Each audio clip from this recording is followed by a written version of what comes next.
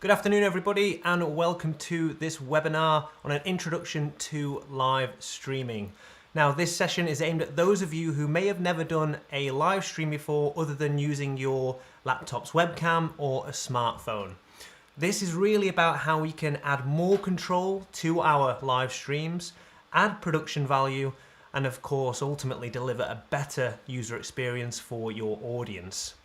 So this session is going to run for around about 45 minutes to an hour, and it is live, and the whole point of doing these things live is so that you guys can ask questions and hopefully we can answer them on air.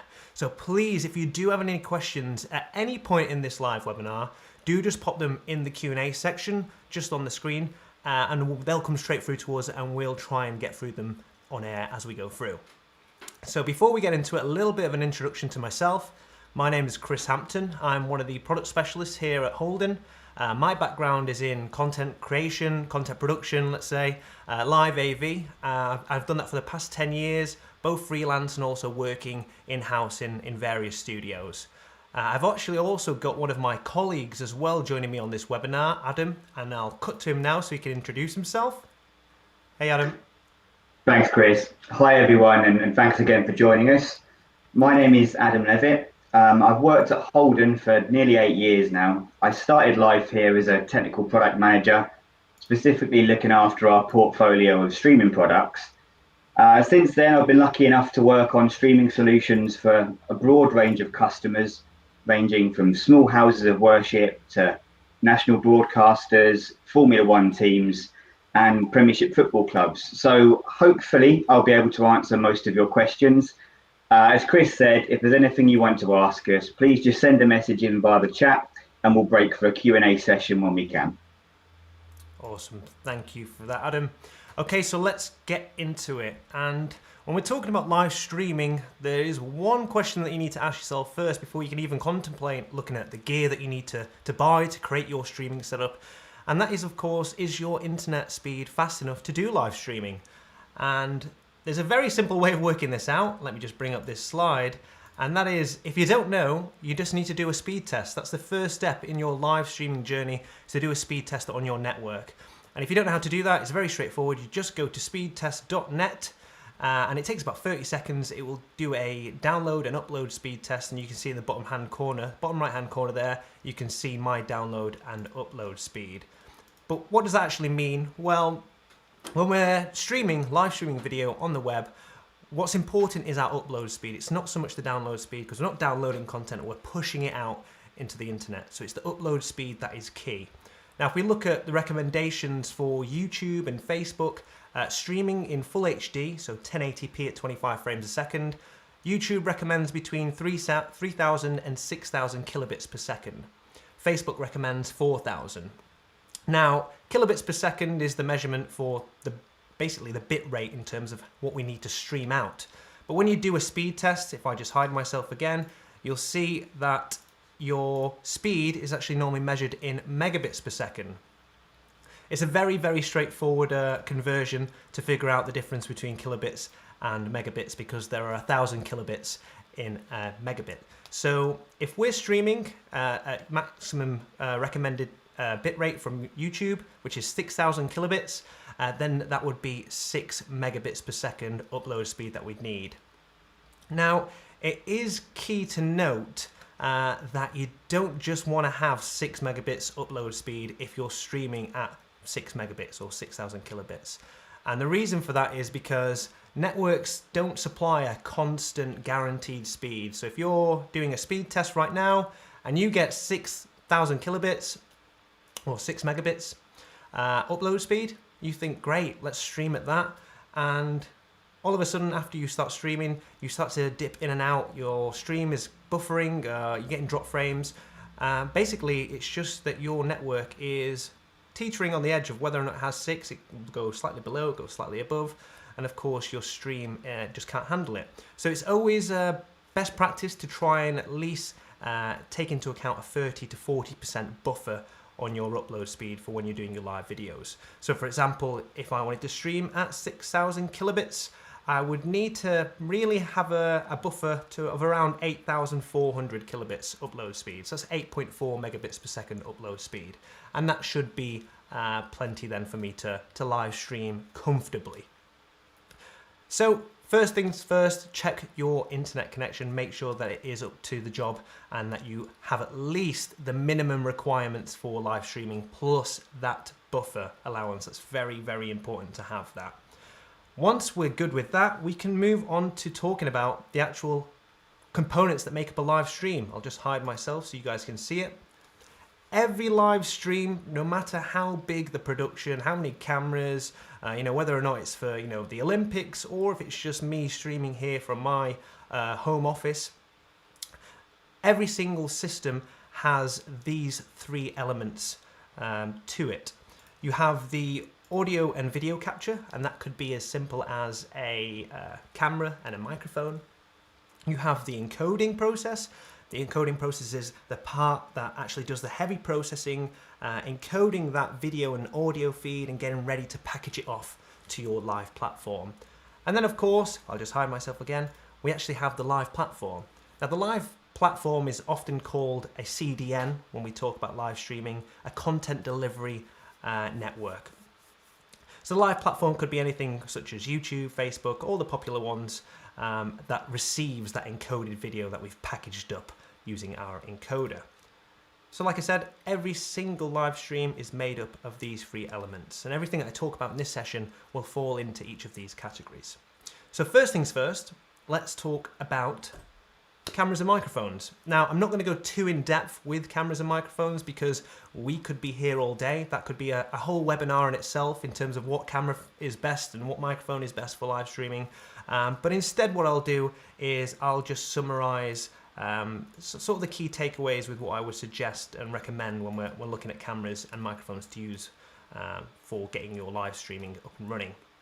So the main point that I want to tell you is pretty much most dedicated DSLRs or hybrid mirrorless cameras, or even of course video cameras, are going to be so much better than compared to your laptop webcam, also your smartphone potentially.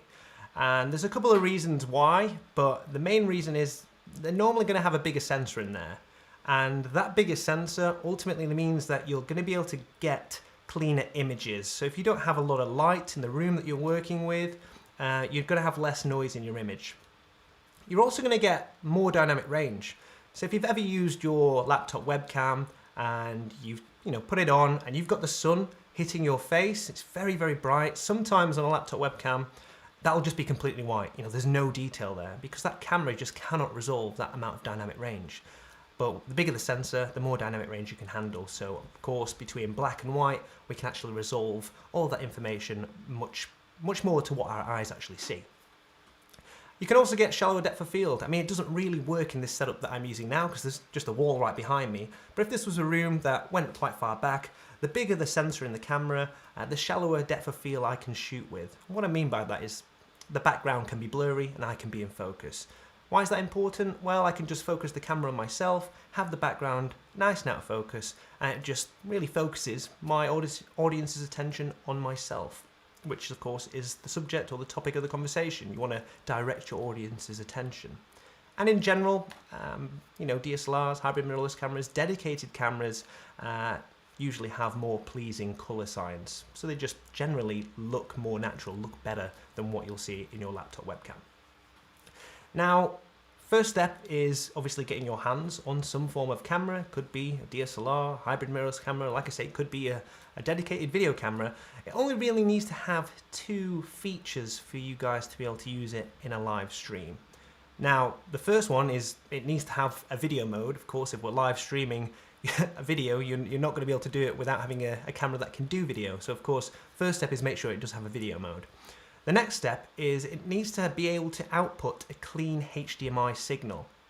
What I mean by clean HDMI signal is if you've ever looked at the back of a DSLR when you're doing video or whatnot, you'll see all of the settings around the camera screen. The battery indicator, if you're recording, how much time is left on your storage media. It might look something like this. Sorry, this is a very basic graphic, but it gives the point that I'm trying to make. Of course, when it comes to live streaming, we don't want to see all of this mess on our window. We just want it to be the clean feed. Of course, that's where the name comes from.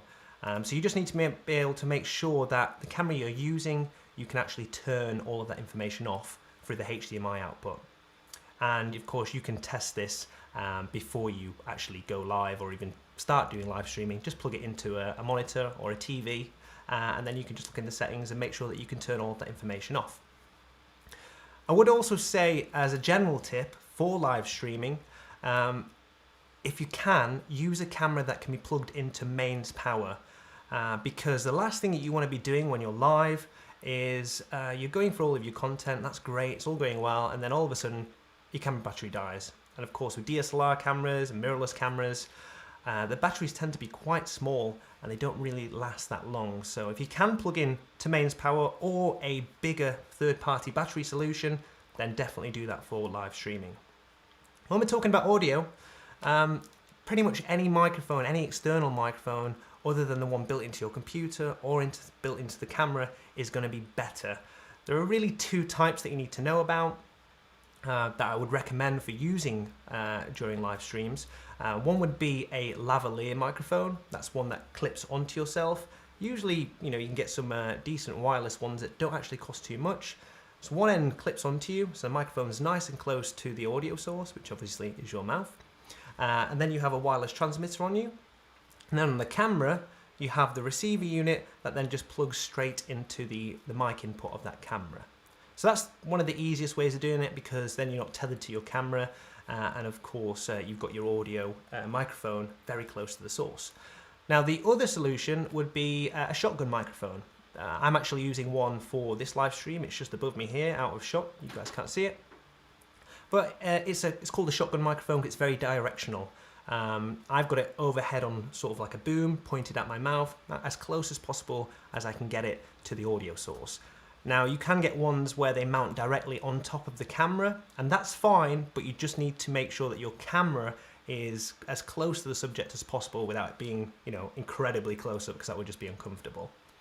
But ultimately, any other camera that has video capabilities and also any external microphone is going to be much better than your laptop webcam or your smartphone camera, because we've got so much more control over it. So that's all I'm going to talk about when we're talking about cameras and microphones. Like I said, I could be here all day talking about this topic. So if you do have any questions in particular about this, then do just put them in the questions, and we'll get back to that later as we go on. So once we've got our camera and microphone, what's the next step? Well, we need to get that into our computer. That would be the easiest way of live streaming. And this is the easiest solution to do that. Let me just hide myself. It's using some form of capture device that basically plugs into our laptop by USB and just shows up as a webcam. So I've got the Blackmagic Pocket Cinema camera here, which is actually the camera I'm using for this live, with an Holdan shotgun microphone. Again, it's kind of the same one that I'm using right now. That's just connected to some form of capture device by HDMI, just the one cable. And then from that capture device, which is the Blackmagic web presenter in this example, it connects to my laptop just by the one USB cable, and from that laptop I can then stream directly to the internet with whatever website I want to. This is the most straightforward way of live streaming very quickly. It's plug and play. There's absolutely no software to install on your computer to work with whatever camera you're using. You just need to buy that device that has that plug and play feature. Now, of course, there are some limitations to this, which of course, that's no surprise, because it is so user-friendly, plug and play. But I'll talk about those limitations as we go a bit further on. I would also note that it's this sort of capture device, if you want to use your camera and microphone for applications like Zoom or Microsoft Teams, this would be the way that you do it as well. It's not just for live streaming. So these are some of the capture devices that work in this way that I want to talk about and show you guys. Of course, there are so many different variations of these devices out there. I'm not going to try and pretend that, these are the absolute best ones, but these are the most popular ones, should I say. And also, they give you a nice indication as to the differences of these type of products that are out there, because each of these have slightly different capabilities to each other. So the top left, we've got the Blackmagic Web Presenter. Then we've also got the Blackmagic A10 Mini and the A10 Mini Pro. They're two different models. We've got the Inner Genie Share 2, and we've got the Epiphan AV.io. Now, as we progress in this presentation, I will point out the differences between these, but at the moment, I just want to show you the products that we're going to be looking at in this webinar. So let's pretend that we've got one of these. For example, this is the Blackmagic Web Presenter right here. So let's pretend that I've got my camera, I've plugged my camera into it, it's got a HDMI input on the back there. And then I connect this to my laptop by USB. That's all set up, let's pretend. How do we actually stream then on Facebook? And I've got a little video here, just a screen recording to show you guys the process of doing that. So pretend that's all plugged in, we're on Facebook. We just go to live video, because of course we want to go live, and you'll see it automatically pulls up my built-in webcam. Just go on that drop down and change it to the Blackmagic device that shows up in the webcam field, and we do the same for the audio. And you can see that straight away I'm getting the video that I'm sending through my captured device on Facebook, and I can simply hit live and away we go. It is as simple as that. Plug and play, it's the same process regardless of what platform we're really using when we're using it in webcam mode. The only downside, of course, is that we don't really have any other control other than that. Which brings me on to my next point really, and that's encoding. This is really the most pivotal part of any live stream. It's the encoding side of things. Of course, what I just showed you is very straightforward to do. Like I say, it's plug and play. You don't need any software to do it. You don't need to fiddle around with settings and deep dive into this and that. You know, plug it in and it works, and you go straight to Facebook or YouTube, wherever you want to go. That's using what we call software encoding. And there is hardware and there is software encoding. There's two different types. An encoder basically processes your video and audio feed, you know, the camera and microphone that you're using. It processes that video into H.264. It's the same code that we use for MP4 videos. And then it packages it up using RTMP, real-time messaging protocol. That's the most universal language when it comes to live streaming. It packages it up using RTMP, and then it points it to whatever platform that you want to stream to. And I'll explain that a little bit more as we go on. But there are two types of encoders that can do this. There's software encoding and there's hardware encoding. Software encoders are the most common because they're the most accessible, and as the name suggests, it is software based. So you know, you can run software encoders on any laptop, any device, a computer, and you don't have to wait for something to come in the post. You know, you just click and download it and away you go. The downside to software encoding is that it is completely reliant on the host device. You know, if your laptop is a few years old and it's not the quickest, then when you're streaming in, you know, full HD or whatever you want to stream at, that laptop is more than likely going to struggle if you're just doing software encoding. Ultimately, if you've got a really good laptop, then software encoding, you know, it might be okay. I can't really tell you because it depends on the requirements and how complex your live stream will be. On the flip side to that, we've got hardware encoding. And again, as the name suggests, hardware encoding relies on an actual physical product. It is a physical chip that has one sole purpose, and that sole purpose is to encode that video, package it up and send it off. Now, of course, that sounds great, but typically they will be a little bit more expensive because it is a physical product, but the benefits of them is that they are a hell of a lot more reliable because they're not dependent at all on any computers or other devices that you're using in your streaming setup. And the products that I'm going to talk about, the products that I've showed you already, they're going to fit into hardware and software encoding. Now, that example that I showed you where we've plugged in our camera into this Blackmagic Web Presenter, used it in webcam mode, and gone live on Facebook, that's using software encoding. My computer is doing all the brunt of the work there, actually packaging that up and sending it to Facebook. And if you looked at if I was to look at my computer processor, you know, my activity monitor, I would see that obviously a big chunk of the resource of my computer is actually doing that work for me. So let's have a look at some hardware encoders and really see how they differ. So this would be the difference if you were using a hardware encoder as opposed to something in webcam mode. We've got the same camera and microphone, again just plugged in through that single HDMI connection to a dedicated hardware encoder.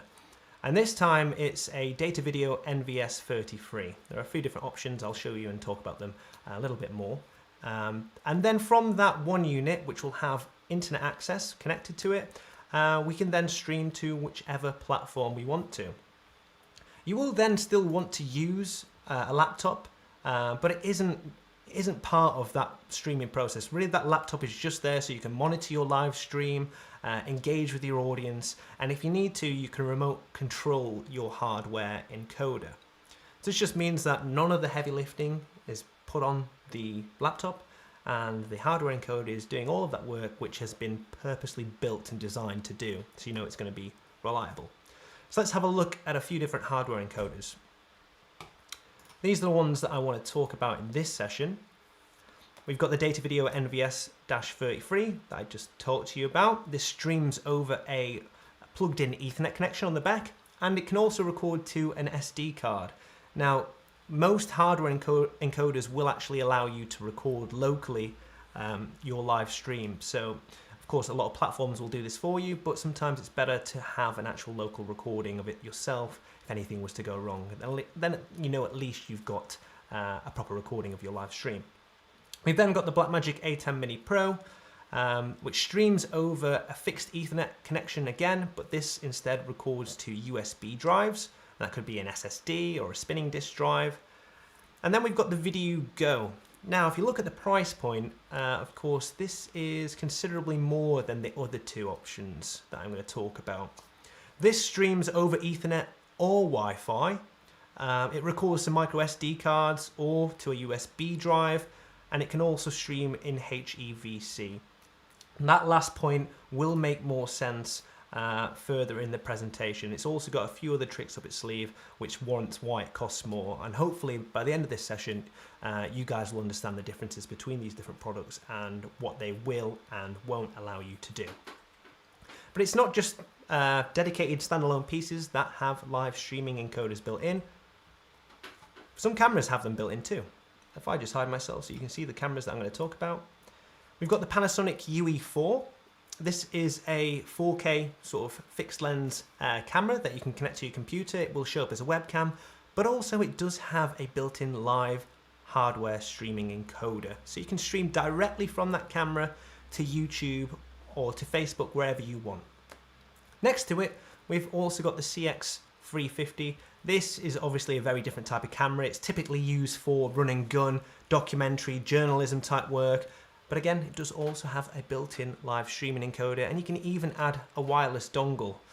These are very good solutions if you just want to have, you know, your one camera, one microphone, and stream directly to your live platform. And if I show you actually how this would connect up, you can see why it's a good solution. It's because there's hardly any moving parts. Super straightforward. You connect the internet straight to that Panasonic UE4 or that other camera, and then straight from that camera you live stream to whatever platform you want to go to. You'll then of course use some form of device, a laptop or whatnot, to monitor your live stream and engage with your audience, but also you can also remote control that camera or your hardware encoder. Okay, so I've showed you how you would connect your webcam and, well, the capture device and stream as if it was a webcam. Now I want to show you the differences if you're actually using a hardware encoder or an actual dedicated encoder instead of webcam mode, because that's how a lot of these hardware encoders will work. It's very straightforward. I've got another screen recording for you guys, and this was as if I was streaming to YouTube, and it's the same process really regardless of what platform you use. So I'll let this play and I'll talk over the top. So first thing we need to do, go on YouTube and create a live stream. And then instead of going on webcam, we go straight over to the top to the stream section, which will give us a few more bits of control. Of course, you just need to put in a title, and if you want it public or unlisted, just put a test one for now. And then once we've got that set up, we then get presented with a stream URL and a stream key. See just there, what we need to do is we copy the stream URL, go to our encoder, whatever that may be, and somewhere in your encoder settings, you'll be able to paste this stream URL. Here it is on this encoder that I'm using. Paste that in. Then there's another piece of information we need. It's the stream key. This is like the stream password. Again, we just copy that in its field within the encoder. We hit OK. And then we hit stream within our encoder to make it active. And if I just go back to YouTube, now there will be a delay from when you hit stream on your encoder to it actually starting on YouTube or whatever platform that you choose to use. That delay can be anywhere from 10 seconds to 30 seconds. It's really very much dependent on your network connection, the type of encoding you're doing, and also the live streaming platform that you're using. But you just stick with it, and eventually you'll see that I'm now getting a picture on my YouTube Live, and that is the picture that is coming from my encoder. So that's all working, and I can just hit go live, and away we go. That's ready to go. With using dedicated encoders like this, as opposed to webcam mode, you do have a lot more control over it. I just want to show you a screenshot of the settings that I didn't go into with that live stream, just so you can actually see what controls you have.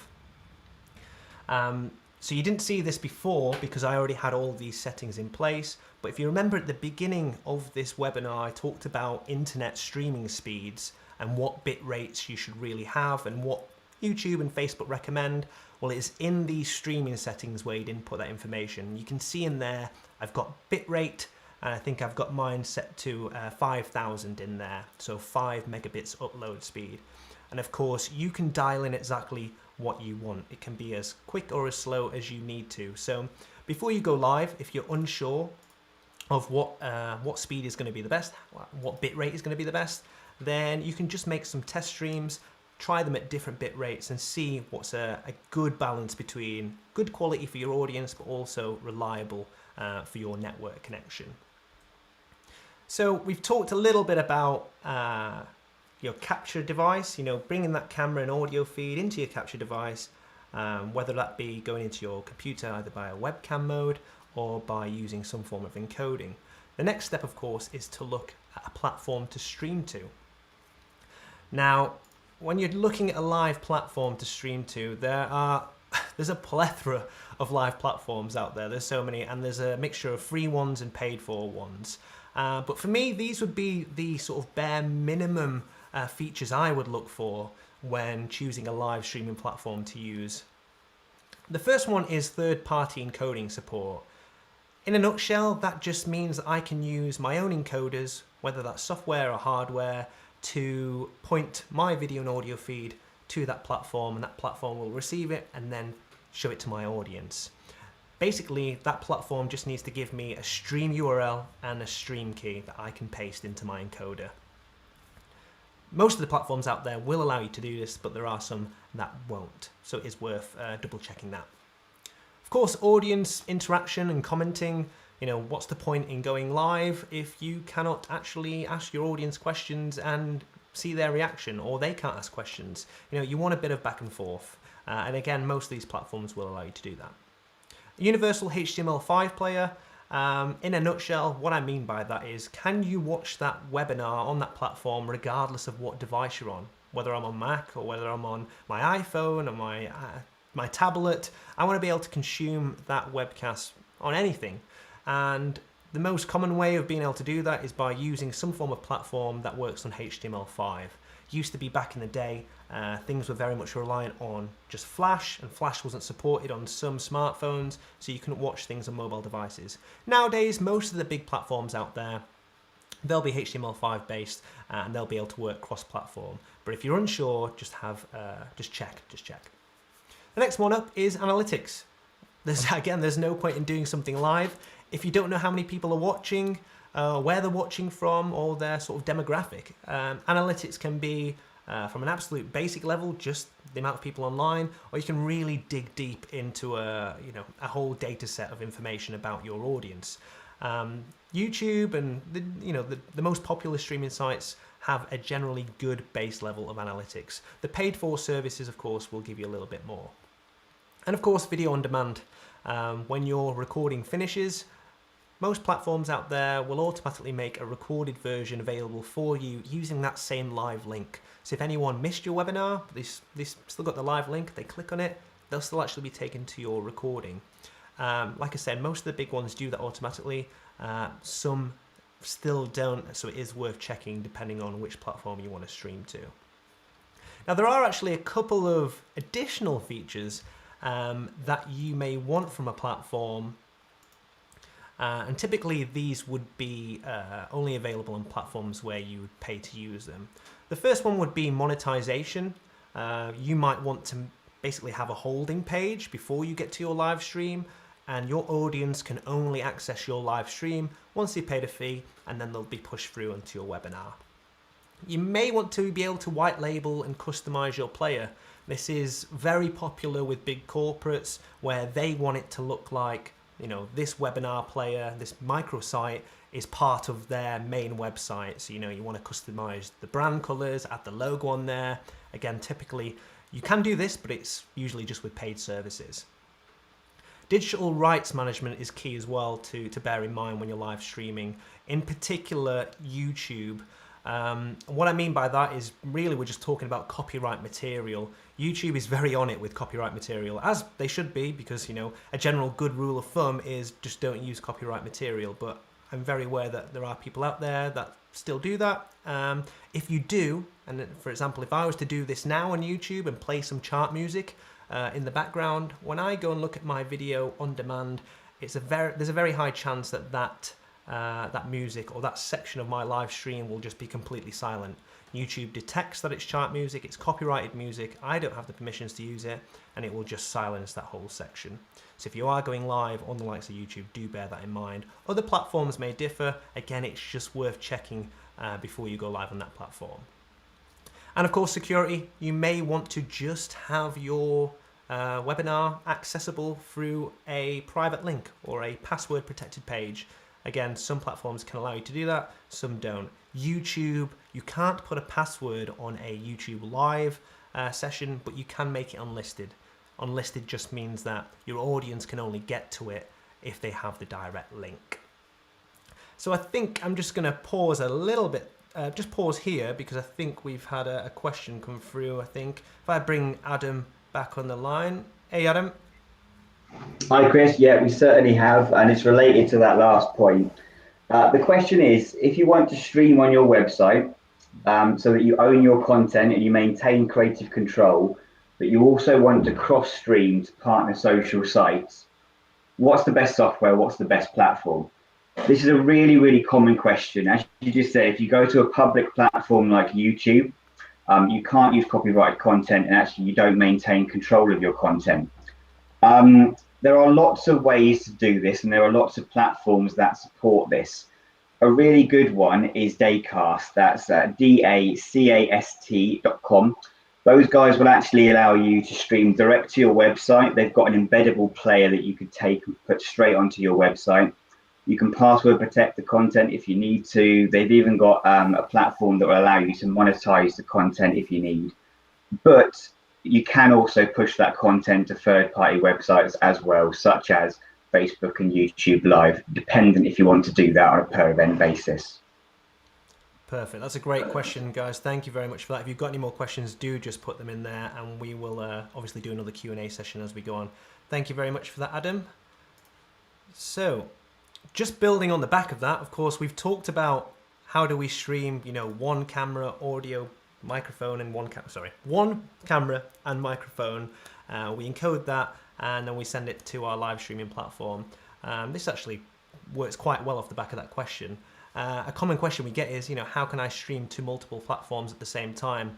And Adam already touched upon it there. Really, is we use a third-party service to do that. That is the best practice in terms of streaming to multiple social platforms at the same time.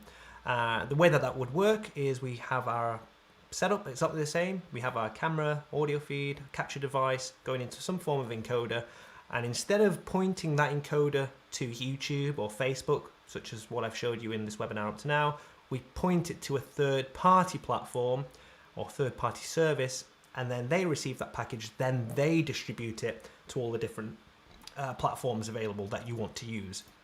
I'll just hide my face so you can see the graphic behind me. A solution that we would recommend as well is Teradek Core. It's very reliable, has tons of control, and again, it just allows you to do exactly that, stream to multiple platforms at the same time.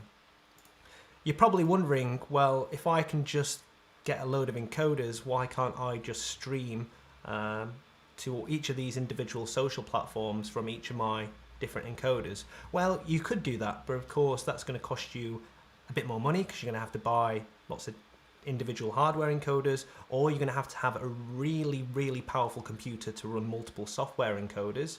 That isn't the main reason why we don't do that. It's because of network. If you think, if you've done a speed test at your house right now, your office, and you're saying you're getting 10 megabits upload speed, that's a really healthy upload speed for that one direct stream out to a single social media platform or social platform. Now, the more encoders we have, of course, the more data and bandwidth we're going to need to send out. So you imagine if we have 4 encoders all going to different platforms, all at 6 megabits upload speed. For your internet speed, if you've only got 10, it's just going to crash your internet. Nothing will go out. And of course, that's a big no-no when it comes to live.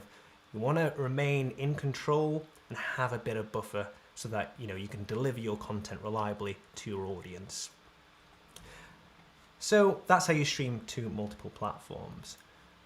Again, everything that we've talked about to now is just about the one camera and microphone source going straight to the platform. And of course, that's great, and it's really good to be able to have much better camera, much better audio and video into your live stream.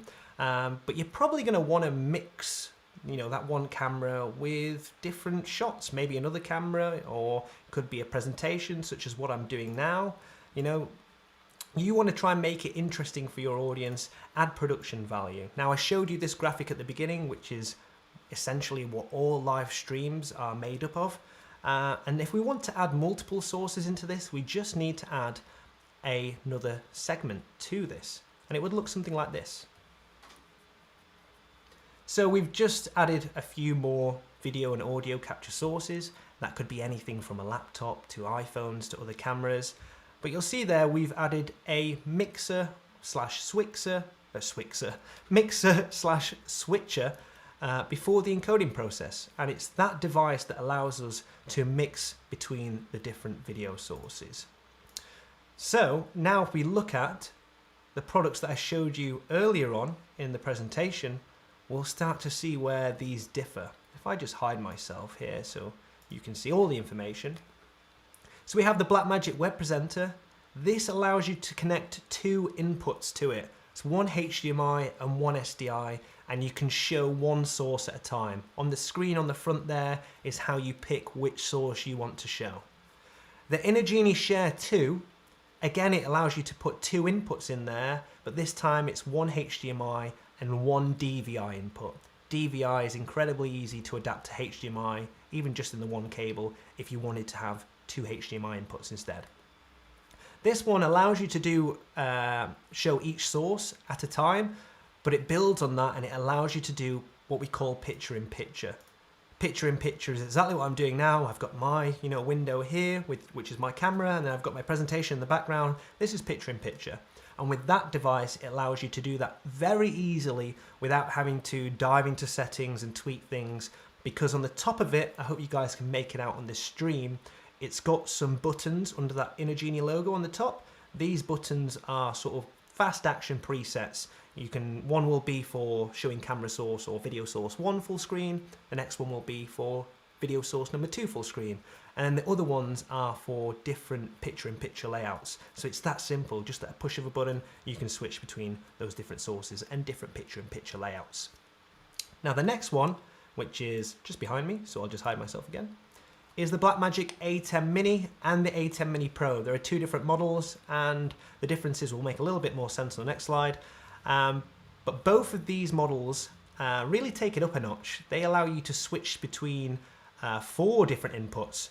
So you've got 4 HDMI inputs, you can show one at a time, you can show picture in picture, and you've also got extensive audio controls, you can load in graphics, you've also got green screen capabilities. It really just takes it one step further. And of course, because it takes it one step further, there is a bit of a little learning curve to get up and running comfortable with that device. So these are all plug and play capture devices. So like I said before, they'll show up as webcams and you can literally just switch between your sources. And remember, those video sources could be anything from an iPhone to a laptop running a presentation, or a laptop running something like Zoom or Microsoft Teams with a video call in. That's how you can easily get a remote presenter into your live session. But this is where the A10 Mini Pro differs from the A10 Mini. Same feature set, but this time it actually has a dedicated hardware live streaming encoder built in. So again, you don't need to completely rely on your computer to do all that processing. This will basically do it all for you. And if you were to set it up, it would look a little bit like this. So we've got all of our sources plugged into it over HDMI. We connect the A10 Mini Pro directly to the internet, and then we can stream to whatever platform we want to. We then have a computer or another device just to monitor our live stream and engage with our audience. And if you wanted to, remote control the A10 Mini Pro remotely. Now, I've just talked about physical switches. That's what these are. You know, they switch between 2 different sources or up to 4 different sources. These are physical products, of course, and there is actually software versions of these switches available. I'm going to show you one in a second. It's called Wirecast. It's actually one that I'm using now. But the same pros and cons apply to switches when we're looking at hardware versus software as what they do when we're comparing hardware versus software encoders. They're very accessible. You can just download them and they will work on, you know, whatever device you've got, providing that laptop or device is quick enough, it's powerful enough. Again, with software switches, just like encoders, it is completely reliant on your computer. So that's just where I would err on the side of caution when using these things. If you've got a really powerful computer, you will be fine. Wirecast is a very good solution. It is a paid-for product.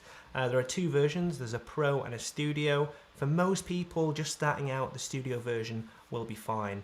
But the really cool features with the Wirecast, the main reason why I like to use it is because if you want to bring in remote presenters, it's very easy to do so because it has a feature called Rendezvous built into it, and that in essence is just like its own sort of Zoom or Microsoft Teams. I say on the program that I want to bring in a remote presenter, it gives me a link, I give that to my remote presenter, which today is Adam.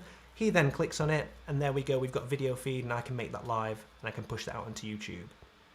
So that's how it's done in software switches. I just want to show you a little advert from Wirecast. It's only 50 seconds long because it just sums up what it can do, really.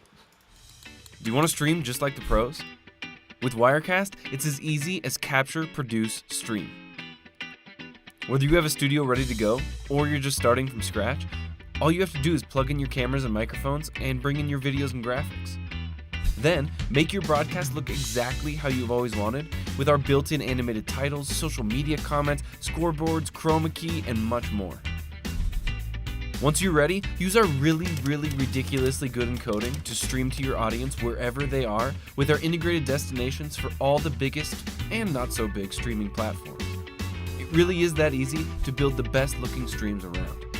Download a free trial of Wirecast now to see how you can stream like the pros.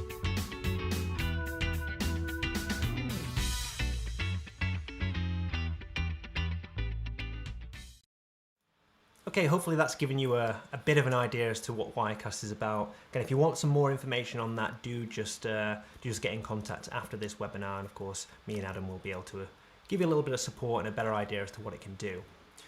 Now, one thing that we haven't really talked about, apart from when we're talking about hardware encoders, is actually recording your live stream. If you're not using a hardware encoder, then you're going to need to use another device to do that recording.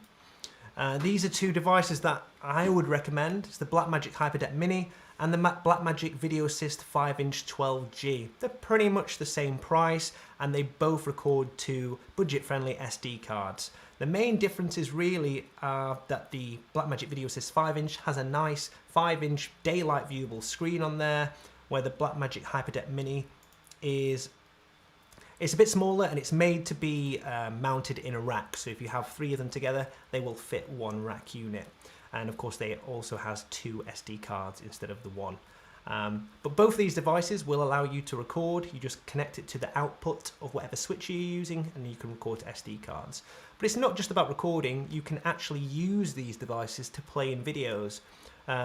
So if I want to play in some videos like I have been doing in this live, and I'm using a switcher, a hardware switcher, I would just have one of these recorders plugged into one of my inputs on that switcher, and then I can cut to it and then just press play and that video will play in. So they're the 2 products that I recommend if you're looking to either record your live stream locally or if you want to play in some video content. Now, at the very beginning, we talked about internet speeds, what internet speed you need to stream. Of course, there are people out there that just don't have very good internet connections or not very reliable internet connections. And we often get questions such as, can I still stream? Or is there a solution out there if I've not got a reliable internet connection? And the answer is yes. Now, if you remember, I talked about the Video Go by Teradek, which was a little bit more, well, considerably more in terms of cost compared to the other solutions that we talked about. And this is one of the key features as to why. It uses what we call cellular bonding. Bonding is basically when we can combine cellular data, so 4G or 3G, together with Wi-Fi or Ethernet, and it creates a much stronger, more stable internet connection. So the Video Go doesn't have cellular bonding built into it from the get-go. You need to buy the Video Go nodes, so you can just see that underneath there. Each of those nodes, you can have 2 for the one Video Go. Each of those nodes contain a SIM card, so you just get a data-only SIM. It can be on completely two different networks. And then off the back of that, you can then combine those 2 different mobile networks with your Ethernet or your Wi-Fi, and then you've got a much more reliable connection. That is how, when you see people streaming out and about or on the move in vehicles, this is how it's usually done. It's using bonding. And I would say that typically when we're looking at products that fit into that category that can do bonding, the Video Go is probably one of the most affordable solutions out there for it. There's also another way you can sort of get around live streaming with a poor internet connection. And it's, again, another feature that the Video Go has, and that is streaming in H.265. Now, if you remember when I said earlier on, we stream in H.264 and it's packaged up using RTMP. There's a much newer standard which is more efficient with compression. It's called H.265, HEVC, High Efficiency Video Coding. And you can see there, if you look at resolutions, my 1080p stream, which required 6 megabits upload, if I'm using H.265, it drops down to 3 megabits per second. It's literally halved. You're probably thinking, okay, why isn't everyone streaming in H.265? Well, the simple answer is most platforms, live streaming platforms out there, don't support it. They cannot ingest it. Why am I recommending this product to you then? Well, actually, Teradek Video Go and Teradek Core work together rather nicely to be able to actually allow you to stream to whatever platform you want using H.265. So instead, you actually stream from your Video Go to Teradek Core in the very efficient H.265 using half the bandwidth as if you were using H.264. And then from Core, it will convert that for you into H.264, into RTMP, and it will distribute it to the different social platforms that you want to go live on.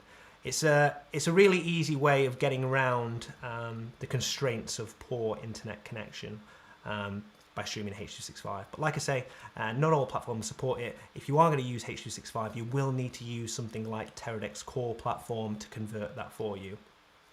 So that's kind of what I wanted to talk to or get to in this presentation. I've seen that we've had some questions, so thank you very much for that. I'm going to bring Adam back on the line.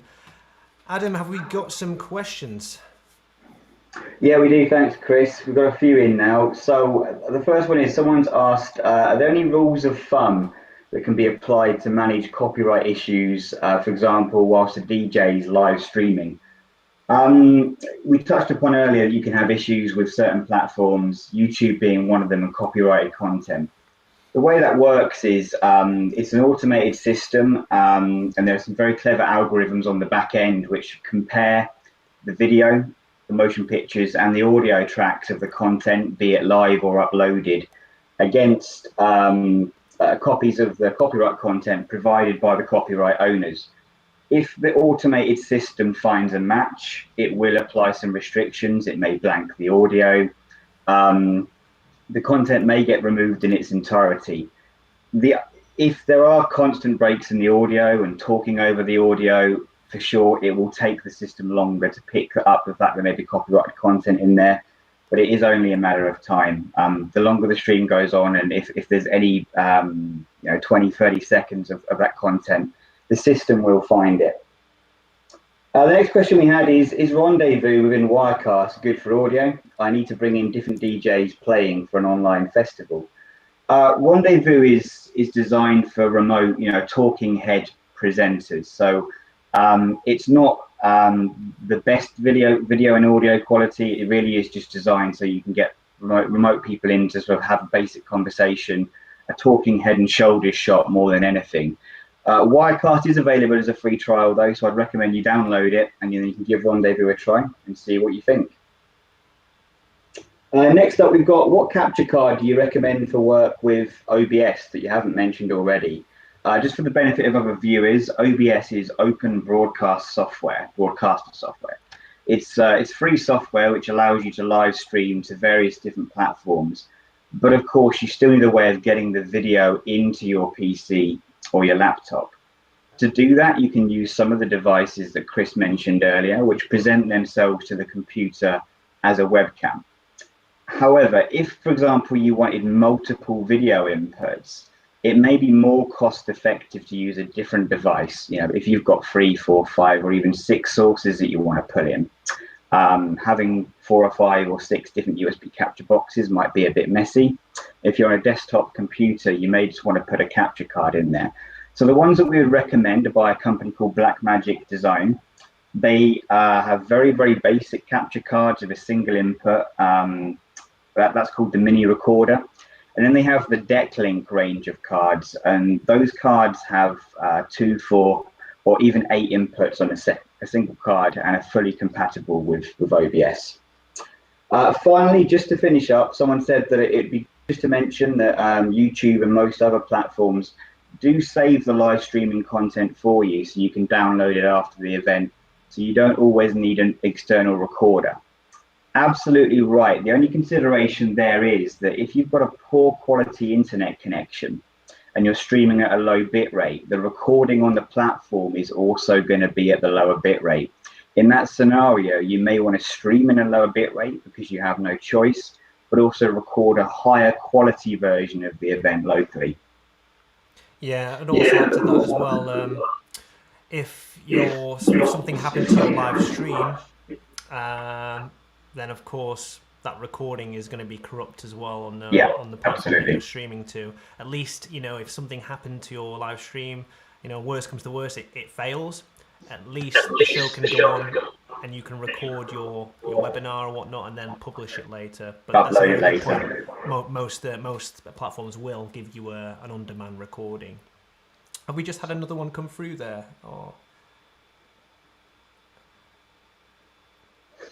Oh, it's so following on from my query about the Rendezvous in audio, are there any other systems that are more suited for this purpose? Yeah, absolutely.